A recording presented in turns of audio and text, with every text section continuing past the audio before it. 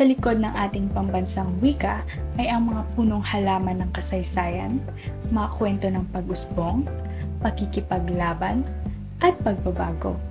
Sa video na ito, tayo ay maglalakbay sa mga pook ng alaala upang alamin ang mga mahalagang yugto sa pag-unlad ng ating wikang pambansa.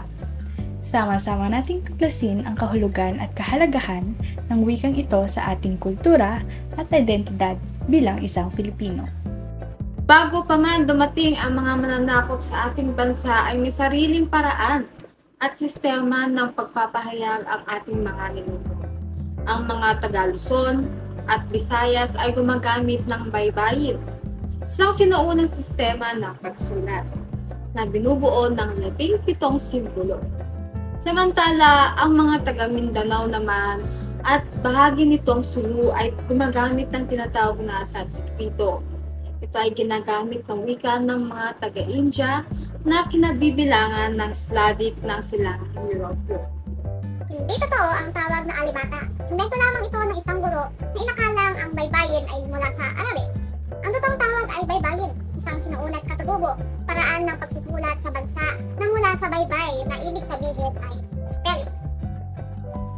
Sa pagdating ng mga Kastila noong 1521, tinatayang nasa 200 wikain o dialekto ang mayroon sa buong kapuluan na nagpapakita at nagpapatunay ng yaman ng ating wika. Ipinagkait naman ng mga Kastila ang kanilang wika sapagkat natatakot sila na maunawaan ng mga Pilipino at maging dahilan ng pag-aalsa. Kaya naman, sila ang nag-aral ng wikang katutubo, sinagawa nila ito sa mga pamamagitan ng pagsusulat ng mga gramatika at diksyonaryo ng mga wikang katutubo. Pagdating naman ng mga Espanyol, pinalitan nila ang baybay ng alpabetong Roman o abecedario.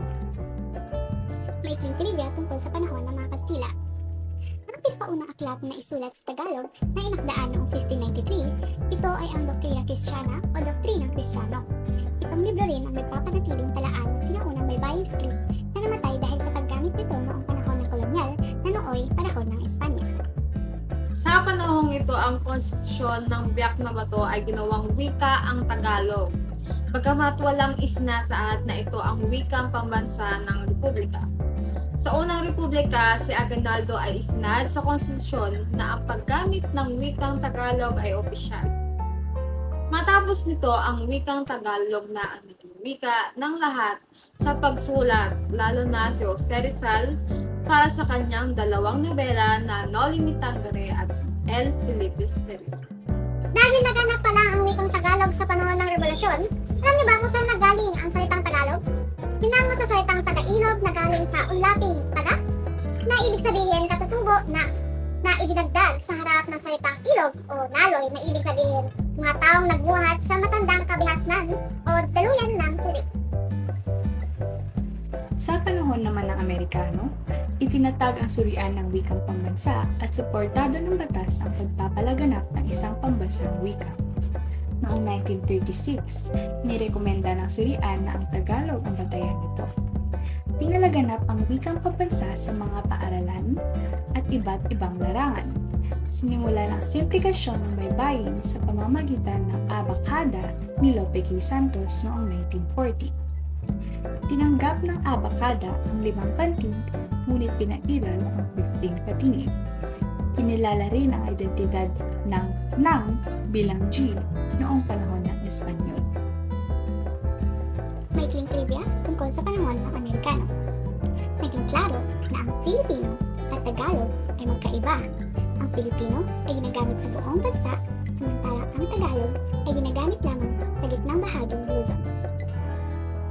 Sa panahon ng pananakop ng Hapon, ipinagbawal ang paggamit ng wikang Ingles at pinili ang Tagalog at Nihongo bilang mga opisyal na wika. Binuksan ang paralang bayan para sa edukasyon ng mga Pilipino at tinuro ang Tagalog, ngunit mas pinagtuunan ng pansin ang paggamit nito. Itinatag ang Kalibapi upang ipalaganap ang wikang Pilipino at nagresulta ito sa pagpapalakas ng damdaming makabayan at pagtibay ng katipunan. Nagkaroon ng debate hinggil sa pagpiling opisyal ng wika at sa tradisyon ng mga Amerikano. Sa kabuuan, ang panahon ng pananakop ng Hapon ay nagdulot ng pagbabago at pag-uusap hinggil sa identidad at wika ng bansa. Kaya sa panahon ng Hapon, ang wika